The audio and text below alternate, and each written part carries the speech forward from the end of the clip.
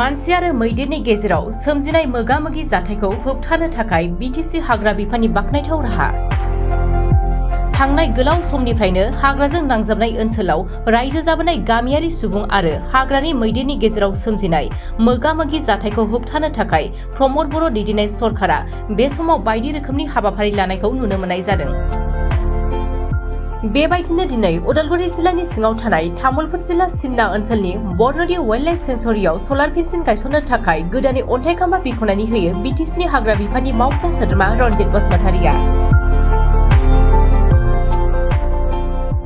बे हाबाफारियाव बिटिसिनि हारिमु आरो गेलेमु बिफाननि मावफुं सोद्रोमा दावबायसा बर'आबो बाहागो लाफैनायखौ नुनो मोननाय जादों।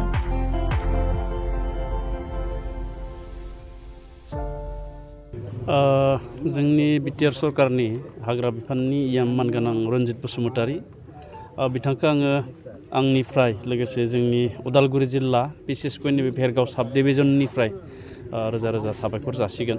मानो होनना बुङोब्ला बिथांनि दैदेननायाव आरो बिथांनि नाजानायावनो भारत सरकारनिफ्राय मोनसे आसनिखौ लानानै फैनो हादों आरो जोंनि नैबे बरनदि हाग्रामायाव गोलाव समनि मोनसे बे जेंना गोबां बोसोर बे जेंनाजों बे ओनसोलनि रायजो राजाफ्रा मोगा-मोगि जानांदोंमोन।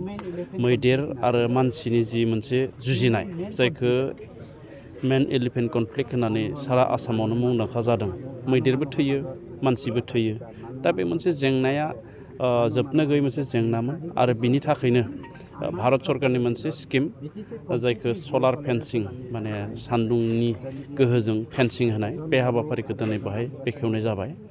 आरो बे सलार फेन्सिंनि गेजेरजों जोंहा मोनसे फोथायनाय दङ 100% बे जेंनाया जोबाब्लाबो नाथाय गोबां जेंनायानो मानसि आरो मैदेरनि जि जुजिलायनाय बे जेंनाया जोबगोन आरो बेवहाय जोंनि मैदेरनि जिउआबो बासिगोन आरो सुबुंनि जिउआबो बासिगोन लोगोसे धन सम्पतियाबो रैखाथि मोनगोन। आं बेनिखायनो बिथांखौ साबायखर जासियो।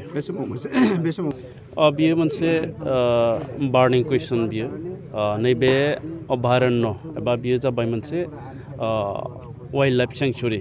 बेहाय जिब जुनारखौ जों लोगोसे हाग्रा बंग्राखौ बेहाय रैखाथि होनाय जायो।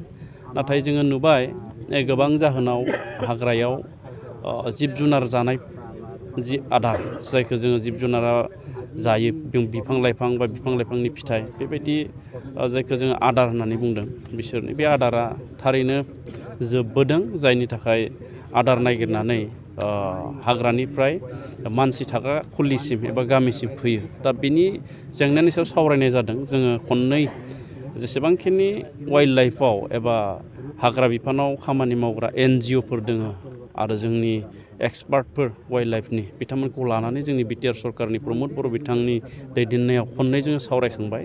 बेनि माखासे जेंनाखौ बोरै जोङो सुस्रांनो हायो आरो दा गोबां सावरायनाय हाबाफारि जोङो लाबाय थादों। दा बेयाव गोबां जोंनियाव मेजारमेन्ट बा गोबां लामा जोङो ओंखारनायखौ जोङो नुदों।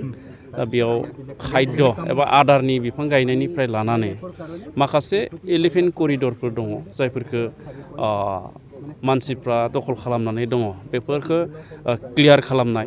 दा बेफोरबायदि माखासे हाबाफारिया खम समनि गेजेरावनो जागोन।